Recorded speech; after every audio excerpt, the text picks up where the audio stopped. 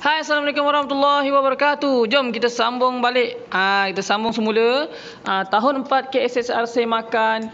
Tajuk tabiat yang mengganggu gerak balas manusia. Kita masih lagi dalam tajuk manusia, muka surat 47. Okey. Jadi tolong subscribe dan tekan butang loceng untuk kita terus tahu apakah video-video terbaru daripada saya untuk kita menceritakan tentang buku teks sains sekolah rendah. Okey. Jadi kita lihat. Tabiat yang mengganggu gerak balas manusia ni adalah banyaklah. Biasanya itu maksudnya tabiat-tabiat buruk lah.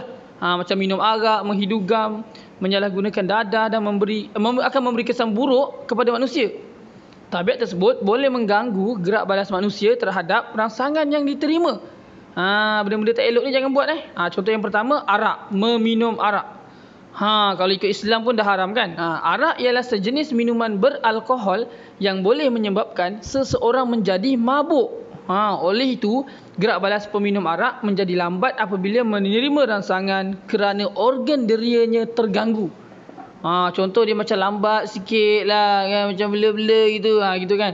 Contoh kalau bayangkan, kalau dia naik kereta, dia bawa kereta, dia nampak ada orang kat depan, dia lambat tau. Dia sepatutnya terus elak, tapi sebab dia dah minum arak, dia menjadi lambat, dia jadi otak dia lambat, dia ingat baru nak elak, tapi sebenarnya dia terlanggar. Tu bahaya. Seterusnya, gam. Gam ialah sejenis bahan kimia yang boleh menyebabkan seseorang yang menghidunya akan berhayal dan ketagih. Bila baca benda ni, awak semua nak cuba try bau gam kan? Jangan cuba. Masa ni lah dah sibuk nak pegang gam, nak bau. Betul ke gam ni boleh bau bahan kimia? Jangan. Betul ke boleh rasa macam ketagih? Jangan bau, biar. Tahu saja, jangan sibuk nak bau. Okey, jadi bahan kimia yang terkandung dalam gam boleh menjejaskan fungsi organ deria dan otak seseorang penghidu. Gam itu. Bukan saja organ deria, otak kita ni pun boleh jadi rosak. Oleh sebab itu, gerak balas akan menjadi lambat ketika menerima rangsangan. Gam ni pun akan melambatkan juga penerima rangsangan. Maksudnya kalau ada apa-apa macam kes tadilah, kalau selalu sangat hidu gam, nanti kita hayal-hayal kita akan lambat gerak balas kita. Macam tadi juga, kalau kita bawa kereta, kita akan jadi lambat nak mengelak. Okey. Seterusnya, dadah ialah bahan yang digunakan sebagai ubat.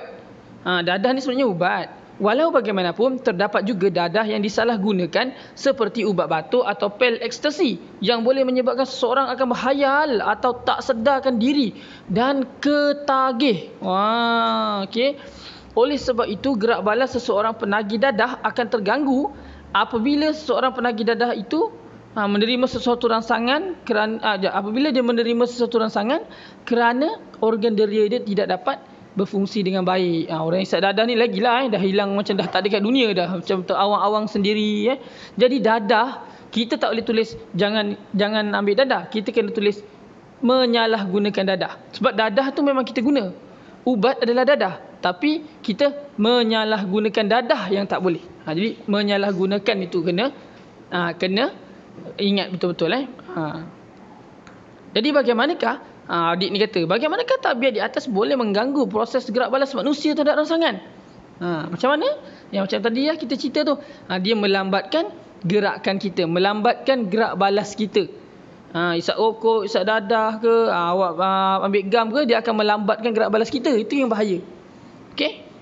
Contoh tangan kan, kita tengah serika baju, tangan terkena serika, kita relax je, lama-lama baru rasa panas. Masa tu tangan kita dah terbakar dah. Tu contohlah. Okey. Jadi bahaya. Janganlah kita buat benda-benda macam ni. Okey, jadi kita pergi kepada aktiviti kumpulan. Aktiviti dia, sayangi organ deria. Okey.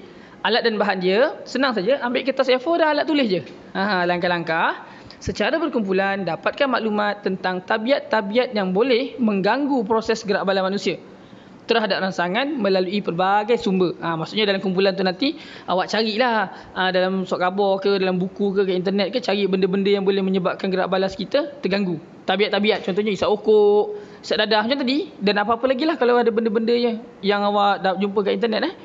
Kemudian, bincang bersama-sama ahli kumpulan tentang kaitan tabiat tersebut dengan kerosakan pada organ deria. Contohnya, isap rokok tadi. Isap rokok, apa akan jadi? Menyebabkan kita ketagih. Boleh merosakkan kita punya paru-paru. Bila kita isap rokok, kita akan sedut gas.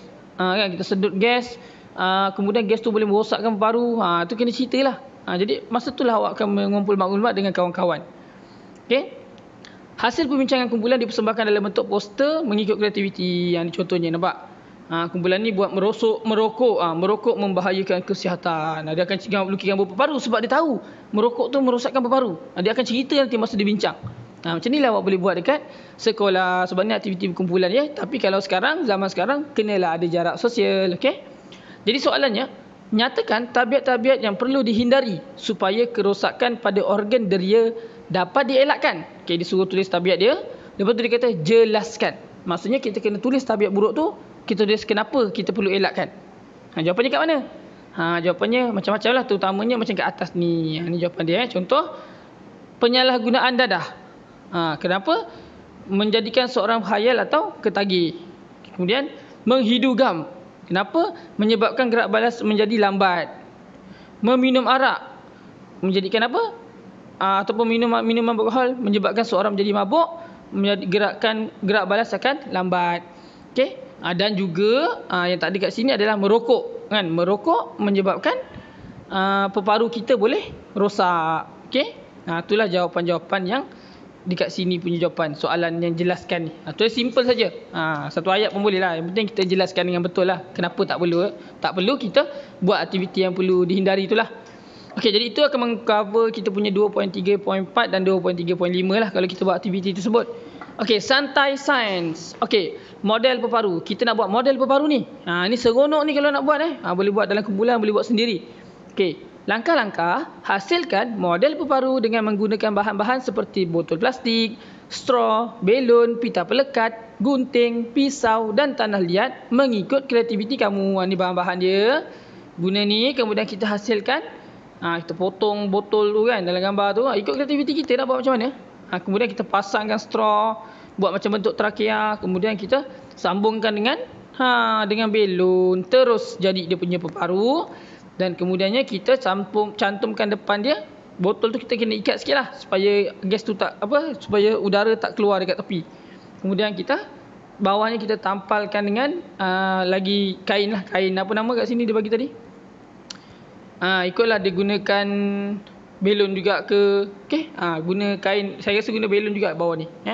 Kita tutupkan. Kemudian nanti bila kita tarik, bahagian ni kita tarik bawah ni, nanti kita punya belon tu automatik mengembang. Ni guna kain plastik ke? Mungkin plastik. Saya rasa guna plastik lah. Jangan guna belon, guna plastik. Yang kat sini belon, ni guna plastik. Awak tarik bawah ni, awak tarik memanjang ke bawah. Kan awak tarik ke bawah, nanti belon dia akan kembang. Bila tekan ke dalam, nanti belon dia akan mengecut balik. Inilah gambar rajah ataupun inilah model peparu kita. Okey. Okey, seterusnya kita pergi pada refleksi minda. Okey, refleksi ni apa yang kita belajar sepanjang bab ni yang panjang sangat ni kan. Okey. Refleksi minda yang pertama, organ yang terlibat dalam proses pernafasan ialah hidung, trakea dan peparu. Kan? Hidung, trakea, peparu. Ingat tak kita belajar nombor 2 dengan nombor 3, laluan udara, tarik nafas, hidung, trakea, peparu. Hembus nafas, peparu, trakea, hidung. Okey, kemudian yang keempat, pertukaran gas berlaku pada peparu. Maksudnya masa kita tarik nafas, gas tu akan bertukar-tukar dekat peparu. Gas karbon dioksida masuk, keluar gas oksigen masuk. Ingat tak saya belajar itu kan? Okey, kemudian nombor 5, udara yang disedut masuk mengandungi lebih oksigen berbanding udara yang dihembus keluar. Ini ayat ni sangat penting. Saya ingatkan sekali lagi. Udara yang disedut masuk mengandungi lebih oksigen berbanding udara yang dihembus keluar. Maksudnya, masa hembus keluar pun ada oksigen. Cuma udara masa kita sedut lagi banyak oksigen berbanding masa kita hembus.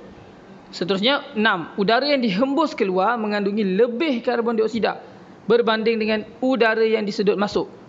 Maksudnya, masa kita hembus keluar ada karbon dioksida yang banyak berbanding masa kita tarik. Maksudnya masa kita tarik tu ada juga karbon dioksida, cuma masa kita hembus lebih banyak daripada masa kita tarik. Ingat kita hembus tu lagi banyak karbon dioksida berbanding masa kita tarik. Maksudnya masa kita tarik pun ada, tapi sikit. Okey. Dada menaik semasa menarik nafas, dada menurun semasa menghembus nafas. Itu kita tahulah. 9. Semakin bertambah cergas aktiviti, semakin bertambah kadar pernafasan. Ingat, kadar pernafasan tu bilangan naik turun dada kan. Naik turun 1, naik turun 2. Okey, jadi kalau lagi aktiviti kita lagi cergas, lagilah cepat kadar pernafasan kita. Macam kita berlari lagi, kita mengah kan. Kalau kita tidur je kan lambat kan. Dan kalau kita tidur kan. Jadi lagi aktif aktiviti tu, lagilah bertambah kadar pernafasan dia. Yang ke-10, perkumuhan dan penyatinjaan pula lah. Perkumuhan, proses penyingkiran bahan buangan dari badan. Kalau penyah tinjaan, proses penyingkiran tinja melalui dubur. Belakang dia sikit je beza. Perkumuhan bahan buangan dari badan, tinja, penyingkiran tinja melalui dubur. Okey, kalau perkumuhan ada 3 organ. Ginjal, kulit dan peparu. Ginjal keluarkan air kencing, kulit keluarkan peluh, peparu keluarkan karbon dioksida dan wap air. Ingat tu. Okey. Rangsangan pula, kalau penyatinjaan tadi kita guna usus lah, usus perut, usus kecil, usus besar dan dubur lah. Okay, kalau penyatinjaan. Ingat Okay, 17. Rangsangan ialah perubahan keadaan di persekitaran. Perubahan keadaan kat persekitaran kita lah. Okay, maksudnya bila tiba-tiba awak rasa benda panas, tu tiba-tiba awak nampak ada cahaya kuat, cahaya yang terang sangat, tu perubahan lah. Okay, rangsangan. Jadi gerak balas ialah tindakan yang dilakukan terhadap rangsangan. Bila nampak cahaya, kita akan tutup mata. Itu adalah rangsangan. Itu adalah gerak balas kita. Okay? Organ deria manusia menerima rangsangan seperti cahaya, bau, bunyi, rasa dan sentuhan. Macam-macam lah. Organ deria kita kan ada 5 deria kan. Okey, 16. Kepentingan gerak balas manusia terhadap rangsangan adalah untuk kenapa kita kena gerak balas? Penting ke? Kenapa Allah cipta kita ni, Tuhan cipta kita ni boleh bergerak balas terhadap rangsangan? Kadang-kadang kita tak sedar pun benda tu bergerak sendiri kan. Macam kita terpegang benda panas, terangkat sendiri tangan kita. Kita tak suruh pun. Kenapa Allah cipta kita macam tu? Yang pertama, untuk mengelakkan cederaan, untuk menyelamatkan diri dan juga mendapatkan maklumat dan berkomunikasi. Ini ingatlah. Benda-benda ni boleh fikir secara logik juga. Okey, 17. Tabiat meminum arak, menghidu gam dan menyalahgunakan dadah akan mengganggu proses gerak balas manusia terhadap rangsangan seperti mabuk. Boleh mabuk macam minum arak kan. Boleh berhayal dan boleh ketagih. Jadi saya rasa itu saja untuk hari ini sampai muka surat 50. Selepas ini, untuk yang kelas akan datang kita akan buat uji minda soalan bab ini. Jadi jangan terlepas, nantikan video daripada saya. Jangan lupa subscribe dan tekan butang loceng. Assalamualaikum dan selamat sejahtera. Jumpa lagi.